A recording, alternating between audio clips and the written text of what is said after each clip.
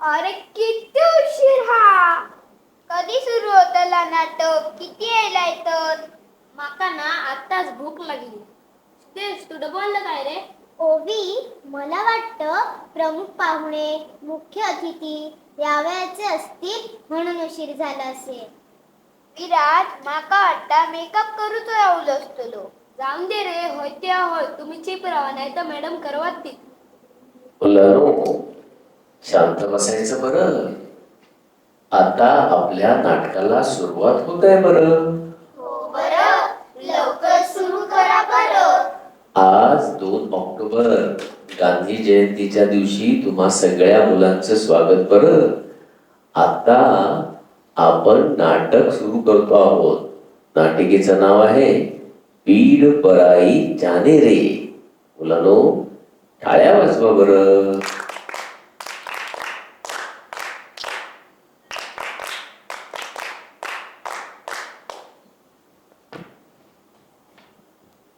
Good morning. Do you know who am I? इथं 5 मधला आरोही ना रे. ओह, जरा मी माझं पुस्तक घेऊन आले. हा, पुस्तक घेऊन आले. आरोही, तुला सांगितलं होतं ना मी काढू नको म्हणून. Sorry madam. It's okay, it's all right, all the best.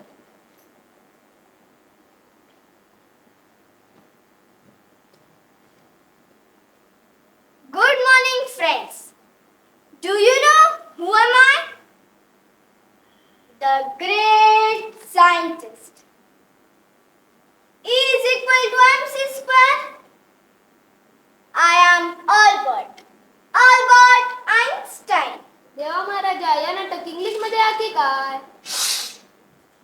तर मित्रांनो, मी आइन्स्टाईन, मूळचा जर्मनीचा, नंतर अमेरिकेत शिफ्ट झालो. E is equal to mc square हे ऊर्जेचं सूत्र मी मांडलं. या सूत्राचा वापर करून अण्वस्त्र बनवण्याचा सल्ला मी अमेरिकेचे अध्यक्ष फ्रँकलिन रुझवेल्टना दिला. नाहीतर त्या दुष्ट हिटलरने अण्वस्त्र तयार करून अख्ख्या जगाचा विनाश केला असता आणि अख्ख्या जगावर त्याने राज्य केलं असतं. अर्थात त्याला शेवटपर्यंत यश मिळालेच नाही.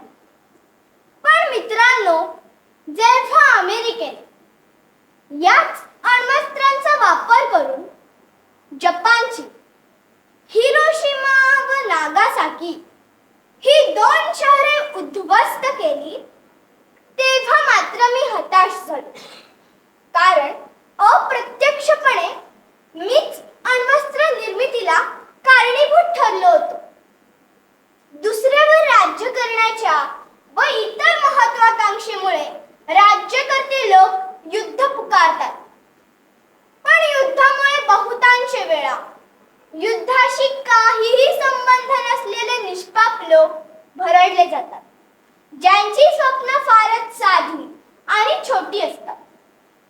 परंतु आपल्या पृथ्वीवर आपण सर्व सजीवांना जगू द्यावे आणि आपणही आनंदाने जगावे. युद्ध करून मानवाचे प्रश्न कधीच सुटणार नाहीत, उलट नुकसानच होते. त्यामुळे युद्ध टाळून आनंदाने जगण्याचा सत्याचा मार्ग स्वीकारावा, तोही विनाशस्त्र. असं सांगणारा एक दिशादर्शक मला याच महिन्यावर भेटला. म्हणजे आमची तशी प्रत्यक्षपणे भेट झाली नाही, पण तुम्हाला मी हे खात्रीने सांगतो की असा मनुष्य या पृथ्वीवर होऊन गेला, यावर पुढच्या पिढ्यांचा विश्वासच बसणार नाही. तुम्हाला माहितीये, या महात्म्याचा फोटो मी माझ्या घरात लावला आहे. अरे, मी प्रयोग केले ते विज्ञानाचे, मानवी जीवन यशस्वीनी सुखकर व्हावे यासाठीचे. पण या महात्म्याने प्रयोग केले ते माणूस म्हणून समृद्ध होण्याचे, मानवतेचे. अशा या महात्म्याच्या अर्थात गांधीजींच्या जयंतीनिमित्त होणाऱ्या या नाटिकेतून आपण सर्वच त्यांचा जीवन प्रवास समजून घेऊया.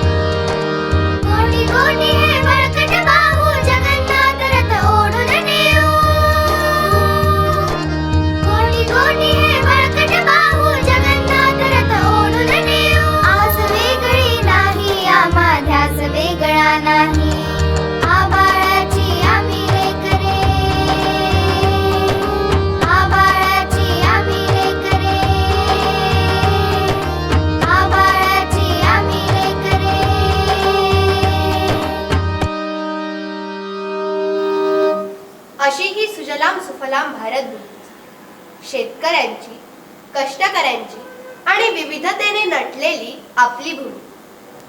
या भूमीचे स्वातंत्र्य इंग्रजांनी हिरावून घेतले. व्यापारासाठी आलेले इंग्रज आपल्या देशाचे राज्यकर्ते बनले. आपला देश अनेक वर्ष पारतंत्र्यात गुलामगिरी सहन करत होता.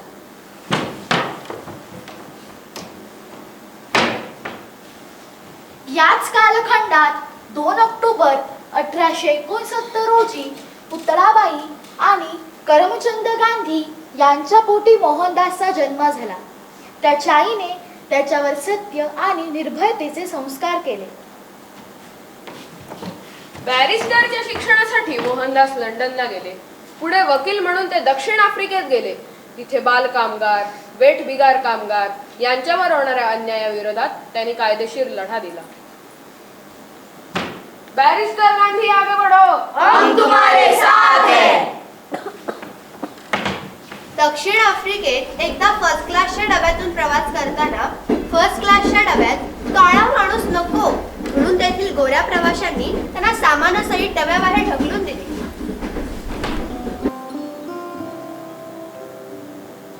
या माणसातील भेदभावाविरोधात लढण्यासाठी ते अधिक सक्षम झाले, सक्रिय झाले.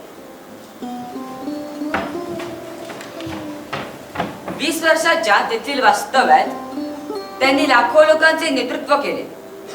दक्षिण आफ्रिकेतील याच कार्यासाठी त्यांना महात्मा ही पदवी मिळाली आणि मोहनदास करमचंद गांधी यांना सारे जग महात्मा गांधी म्हणून ओळखू लागले. याच दरम्यान आपल्या देशवासियांवर होणारा अन्याय त्यांना अस्वस्थ करत होता. म्हणून ते गोपाळकृष्ण गोखले यांच्या मार्गदर्शनानुसार भारतात आले व भारताच्या स्वातंत्र्य चळवळीत सामील झाले. परदेशी मालांवर बहिष्कार टाकून स्वदेशीचा वापर करण्याचे आवाहन त्यांनी भारतीयांना केले. खादीचा वापर व प्रसार सुरू केला.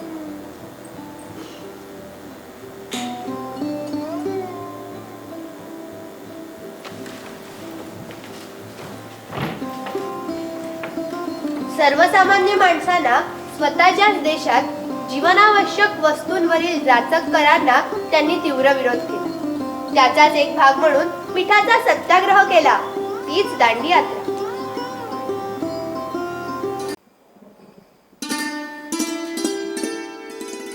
सेवाश्रम या साबरमती येथील आश्रमात गांधीजींनी स्वच्छता, व्यवसाय शिक्षण, स्वावलंबन, समानता याचे शिक्षण दिले. गांधीजी जीवनातल्या छोट्या छोट्या गोष्टीही प्रगल्भतेनं रस घेऊन करायचे. ते सगळी कष्टाची कामं मोठ्या आनंदानं करायचे. बॅरिस्टर गांधी हे रोज पहाटे जात्यावर गव्हाचं पीठ दळायचे व 5 मैल चालत आपल्या कचेरीत जायचे. स्वतःचे केस स्वतः कापायचे, कुष्ठरोगांच्या जखमा धुवायचे, रात्रभर जागून प्लेगच्या रुग्णांची सेवा करायचे. मलमूत्र स्वच्छ करायची ही त्यांना लाज वाटायची नाही.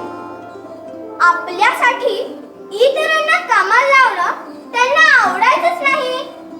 बापू मारी पोलकी सिवता, पोतानी आणि बीजान आपण कपडा धोता, हात माझ्या डोल लईने सफाई करता. अगदी एखाद्या आईसारखं ते लहान बाळाचं करायचं. आश्रमातल्या शाळेचे मुख्याध्यापकही तेच व प्रमुख आचार्यही तेच. गांधीजी रोज सुतकताई करायचे. ते उत्तम डॉक्टर होते, परिचारक होते, शेतकरी होते, विणकर होते, लिलाव बोलण्यात तर ते कुशल होते. लेखक, संपादक, मुद्रक, प्रकाशक होते. आळस, भय आणि तिरस्कार हे शब्द त्यांच्या शब्दकोशातच नव्हते. Mister Gandhi, the great human being.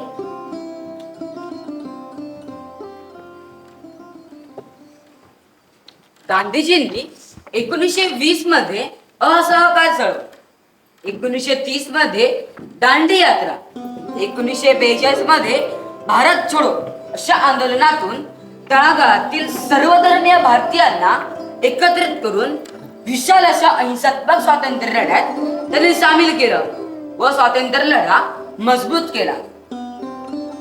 जगात 2 महायुद्ध झाली असताना शस्त्रांशिवाय शांतीपूर्ण स्वातंत्र्य मिळवून देणारे या युगातील ते एकमेव नेते. अखेर 15 ऑगस्ट 1947 रोजी भारतभूमी स्वतंत्र झाली.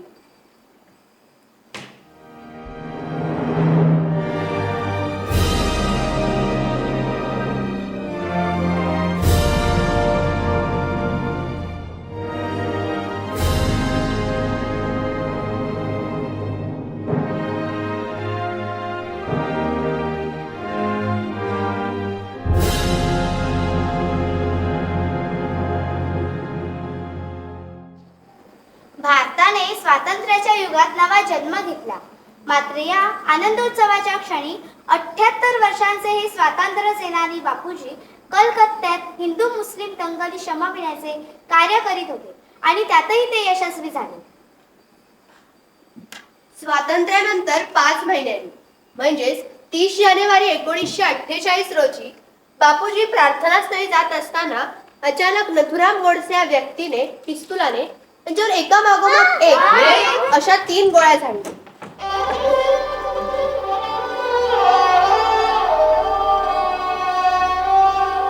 आणि जगाला अहिंसेचा संदेश देणाऱ्या आपल्या राष्ट्रपित्याचा अंत झाला. बापूजींच्या पवित्र स्मृतीस आमचे त्रिवार वंदन.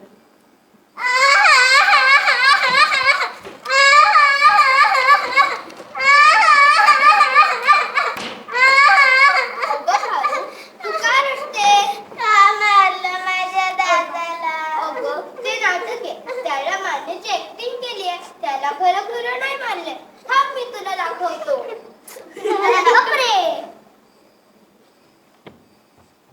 अगं भारू, हे बघ, मी जिवंत आहे. गांधी कधीच मरणार नाही. त्यांना कोणी मारूच शकणार नाही.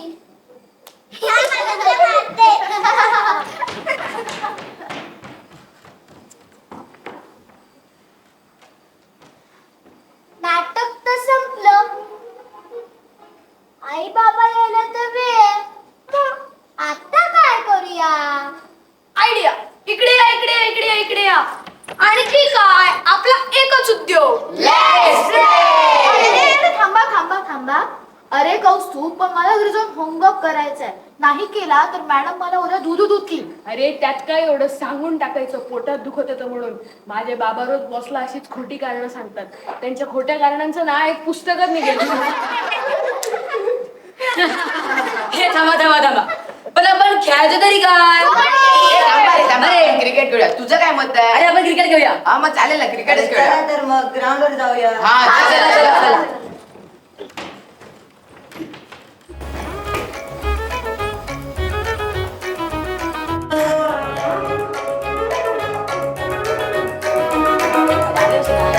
अरे आले का सगळे? चला मी टीम काढतो. माझ्या टीम मध्ये ही टीम माझी. ओके, ही टीम माझी. थांबा आपण टॉस सोडूया. पाटीराव बघा. हेड्स. थांबा. अरे टॉस फिरलेला नाही यार. अरे थांबा आपण परत उडूया. थांबा हा. बघा, आता चिडायचं ना.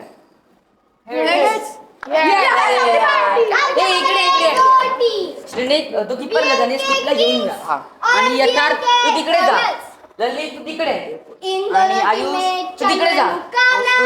तू इकडे सर. बैटिंग करिए बीएमके रॉयल्स और बॉलिंग करे चलिए. बीएमके किंग्स और बीएमके रॉयल्स. इन दोनों इधर टीम में क्या है? पहला Yes, मुकाबला. बैटिंग के लिए स्ट्राइक पर आया है ध्रुवांक बीएमके अरे और नॉन स्ट्राइक अरे यार, तू फील्डिंग करतोयस. अरे 1 रन. बॉलिंग कराया वीर बीएमके किंग्स की तरफ से. और काय तुम्ही? और एक गड़बड़ी. अरे यार अरे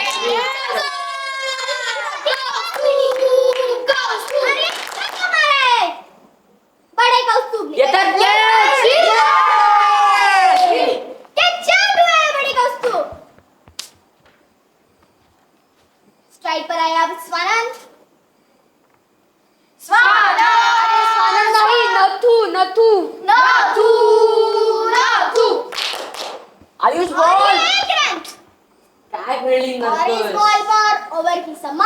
ललित तू और कर. नई ओव्हर 1 चालू. बॉलिंग कराय ललित.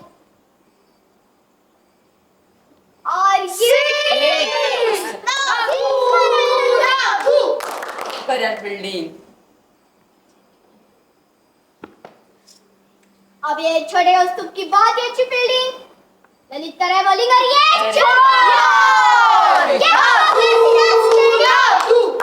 बॉलिंग करतोय श्री तू. चौक गई है.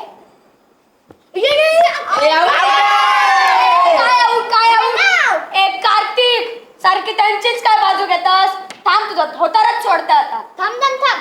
माझ्यासाठी सगळे सारखे. मी कधीच खोटं बोलत नाही. अरे अरे असे भांडू नका. मारामारी केली तर चोर ओरडती. अरे तो गांधी अरे आज तरी तो खोटा नाही बोलूचो.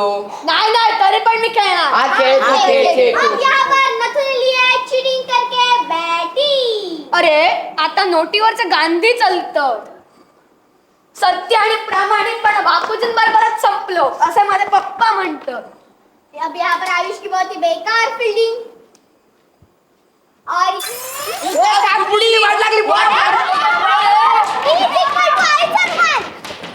आईचा रुमाल हरवला तो मला सापडला. आईचा रुमाल हरवला तो मला सापडला. आईचा रुमाल हरवला तो मला सापडला.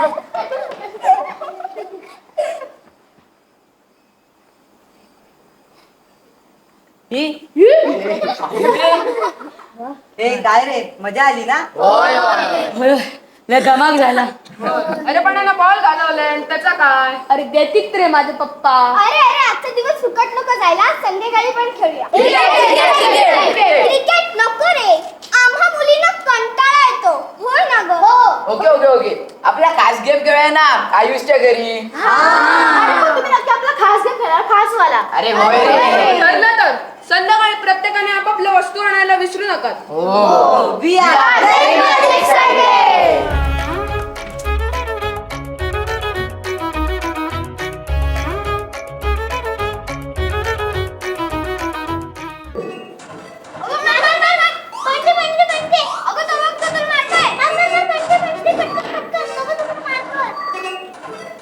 अरे राहिले कुठे? अगं पॉइंट घे ना. घेते. अरे ते पण अरे बाबू स्टाईल. अरे पण येणार कधी आणि खेळणार कधी? चल चांगली संधी होती. आई बाबा पण घरात नाहीत. हे आलो रे आम्ही. हे घोटाने तलवार काय झालं? काय दशावतार खेळायला आलेत की काय? अरे आम्हाला वाटलं लढाई खेळायची आहे. अरे तुम्हाला आपला खास गेम नाही माहिती? आता असू दे राहू दे. बरं. अरे आम्ही पण आलो. हो तुम्ही कधी आलात? आम्हाला वाटलं तुम्ही आलात. आत्ताच आलो. आम्ही तुमची ते कधीपासून वाट बघत होतो. आम्हाला वाटलं तुम्ही आलात. तू त्यांना सांगितलं नव्हतंस? सांगितलेलं. आणि हे काय गदा आणि तलवार? ए ललित दादा हे बघ काय. हे लागेल कोणाला तरी. तुम्ही ते काय दशावतार खेळायला आलाय पण आता तुम्हाला बंदूक. भार्गवी तुझ्याकडे आहेत ना बंदुका? त्यातल्या 2 तू यांना दे. चालेल. अरे अरे आम्ही पण आलो. अरे चर्चा कसली करताय चला खेळायला सुरुवात करूया. खूप उशीर झालाय. हे आले आहेत ना सगळे? हो. प्रत्येकाने आपापल्या वस्तू आणल्यात ना? हो. अरे अरे थांबा थांबा थांबा. अरे स्वानंद तू ते गोटा खायला आलास. बंदूक कुठे तुझी? हे काय दिसतंय ना चल चल तिथे मुड. आता आपण वेळ न घालवता खेळायला सुरुवात करूया. हो. द गेम ऑफ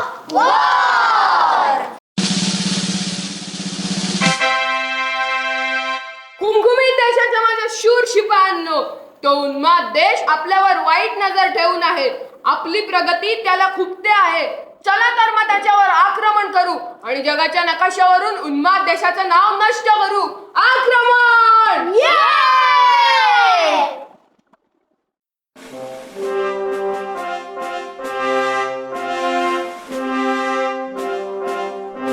जगात सर्वश्रेष्ठ असणाऱ्या उन्माद देशाच्या माझ्या जाबा चुप्यानो, आपण सर्व शक्तिमान आहात याचा अभिमान बाळगून त्या कुमकुमीत देशाला बेचिराग करू. जगात जगण्याचा अधिकार हा फक्त आपल्यालाच आहे. चला तर आपल्या निष्ठुर धर्माचे राज्य जगभर प्रस्थापित करू. आक्रमण!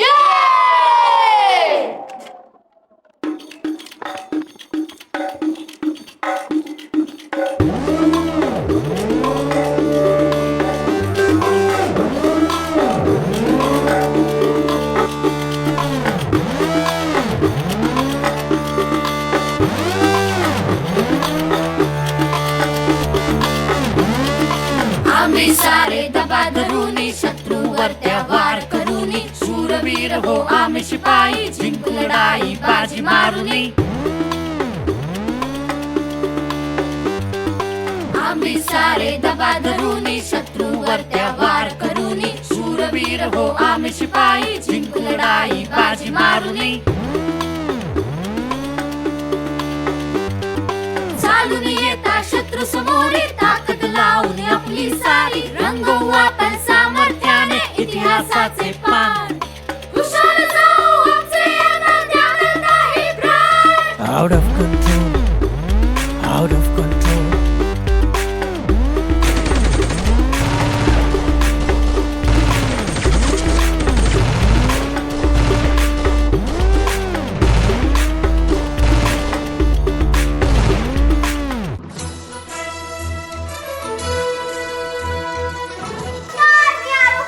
आणि आता मी आहे प्रत्यक्ष युद्धभूमीवर.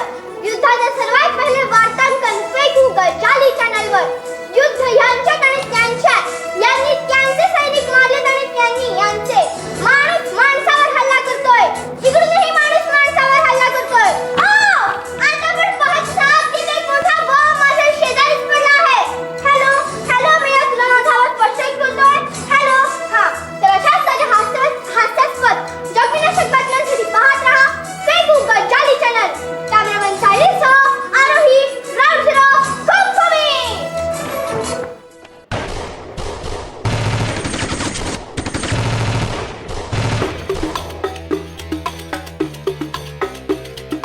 ध्येय आमचे एकच आता अभिमानाचा उन्नत माथा. ध्येय आमचे एकच आता अभिमानाचा उन्नत माथा. चालत राहू मैदानी या पेटवून तेरा. कुशाल जाऊ आमचे आनंद नाही प्राण. Out of control, out of control.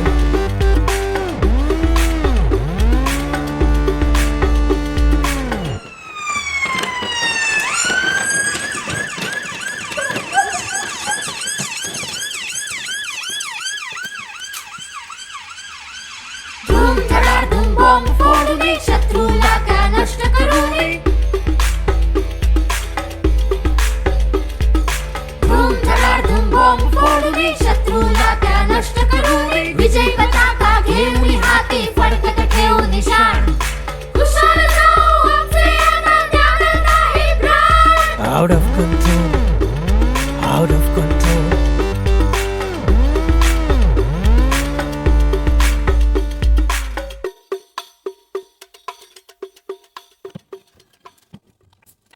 काय धमाल येते ना युद्ध खेळायला. बंदुका बॉम्ब रणगाडे सर्व काही फ्री. आदेश आला की नुसतं ठो ठो ठो मारत सुटायचं. मला युद्धाच्या गोष्टी ऐकल्या का स्फुरण चढतं. माझ्या अंगातच संचारता. दूर असल्यासारखं वाटू लागता. पराक्रम गाजवायचं आणि विजयी व्हायचं. मी तर मोठं मनी सैन्यातच जातले. त्याच्यापेक्षा मी राष्ट्राध्यक्ष होईल आणि युद्धाचा आदेश सोडीन. आपल्याकडे युद्ध झालं तर आपली मजाच ना. शाळा बंद, शिक्षण बंद, क्लासही बंद. फिरणं बंद म्हणजे मजा पण बंद. अगं ते तर आहे. मला ना युद्धाच्या आणि लढाईच्या गोष्टी ऐकायला फार आवडतात. हो हो मला पण. भार्गवी तू एखादी सांगशील का? हो हो पानिपतची सांगू का बाजी प्रभूची. तर तू रोज सांगते. वेगळी एकदम रणांगणात असल्यासारखं वाटलं पाहिजे. अरे मी सांगते ना तुम्हाला एक गोष्ट. जपान मधली. अरे हो माझ्या मावशीने काही पुस्तकं मला बर्थडेला गिफ्ट केली होती. त्यातल्याच एका पुस्तकातली गोष्ट ही आहे शीनची गोष्ट. अगदी खरी. त्याचे बाबा तात्सुहारू कोडामा यांनी लिहिलेली.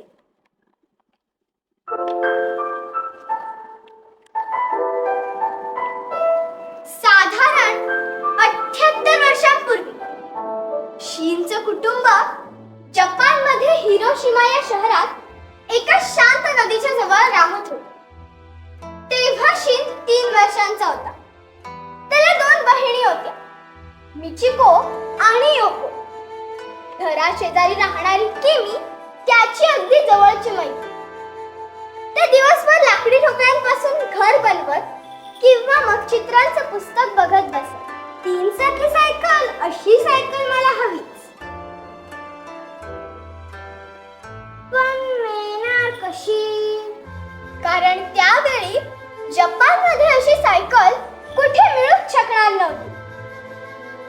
1941 च्या सुमारास जपानचं अमेरिकेशी आणि इतर काही देशांशी युद्ध चालू होतं.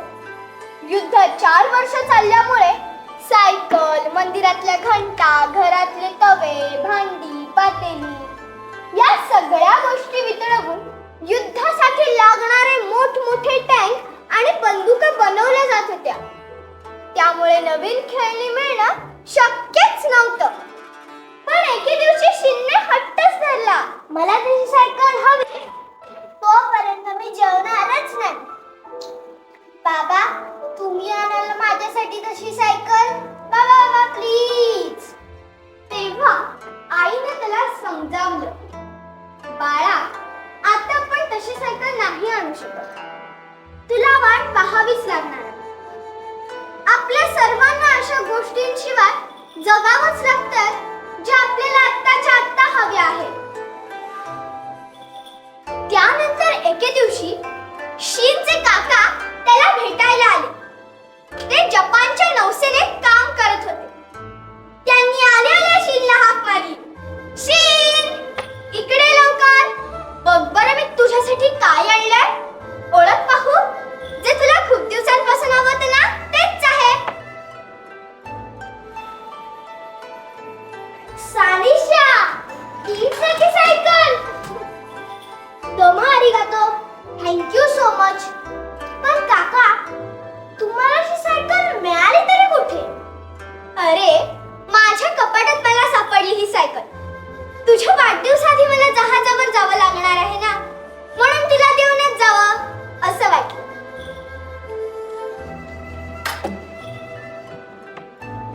अवकाश राहाशी. हो हो, सांभाळून. बघा बाबा, माझं स्वप्न पूर्ण झालं. किमी, मिचिको, योको. 6 ऑगस्ट 1945 ची ती सकाळ सुंदर होती. पण त्या शांततेचा भंग करणारा एक भोंगा वाजत आला.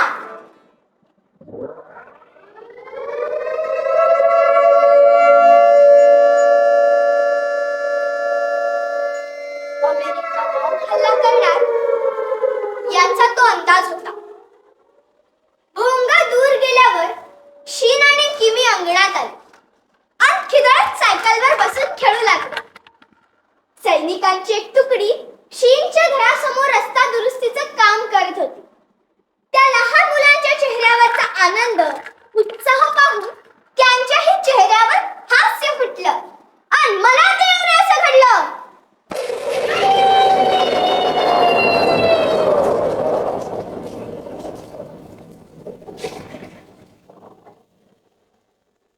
एक जबरदस्त स्फोट झाला. अंधत्व यावं इतक्या प्रकाशाची वीज न टाकली. वाटलं जगाचा अंत झाला. क्षणात भरदिवसा सगळं काळकुट्ट अंधारमय झालं. अरे बाप रे, घराचं छत शीनच्या बाबांच्या अंगावर पडलं होतं. ते हळूच गुडघ्यावर टेकत प्रकाशाच्या दिशेने काळ्या अंधारात उभे राहिले.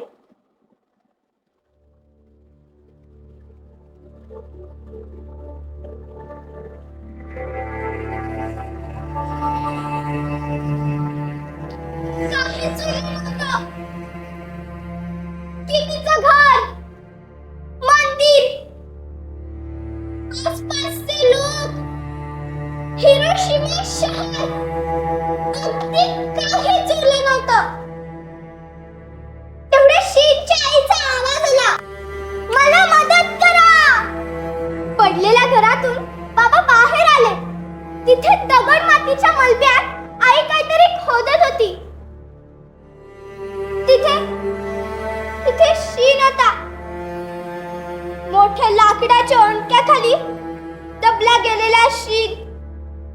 बाबाने पटकन तो लाकडाचा ओंडका तिथून उचलला आणि आईने त्याला अलगद तिथून उचललं. शीनचा चेहरा सुजून रक्ताळला होता. तो काहीही बोलू शकत नव्हता. पण त्याची त्या लाल 3 चाकी सायकलची मूठ त्याने हातात घट्ट धरलेली होती. किमी मात्र हरवली होती. या ढिगाऱ्यांखाली कुठेतरी दबलेली होती. तेवढ्यात बाबाला छताखाली फसलेले 2 कपड्यांचे तुकडे दिसले. मिचिको आणि योकोचे, पण आगीची एक भयंकर लाट त्यांच्या घराकडे झेपावली. मिचिको आणि योको ज्या लाकडाखाली फसल्या होत्या, ती लाकडं जळायला सुरुवात झाली.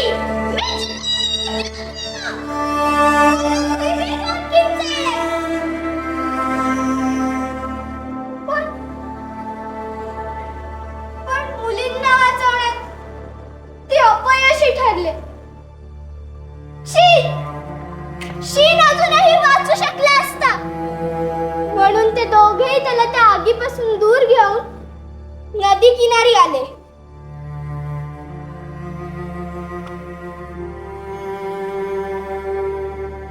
वाचलेली सगळी माणसं नदीच्या किनाऱ्यावर जमली होती. ते दृश्य भयंकर होतं. प्रत्येक जण भाजला गेला होता आणि ते सगळे रडत, पिवळत, ओरडत, पाण्यासाठी याचना करत होते. बेशुद्ध अवस्थेतच शीन पाणी मागू लागला. पण जो कोणी तिथलं पाणी पिल त्याला जीव गमवावा लागत होता. त्यामुळे शीनला पाणी देण्याची हिम्मतच होईना. तो काहीतरी बोलत होता. बाबा त्याचा हात हलकेच दाबून त्याला म्हणाले, शीन हे बघ, ते लाल 3 चाकी सायकलची मूठ अजूनही तुझ्या हातात घट्ट धरलेली आहे. त्याही परिस्थितीत त्याच्या सुजलेल्या चेहऱ्यावर हलकसं हसू उमटलं.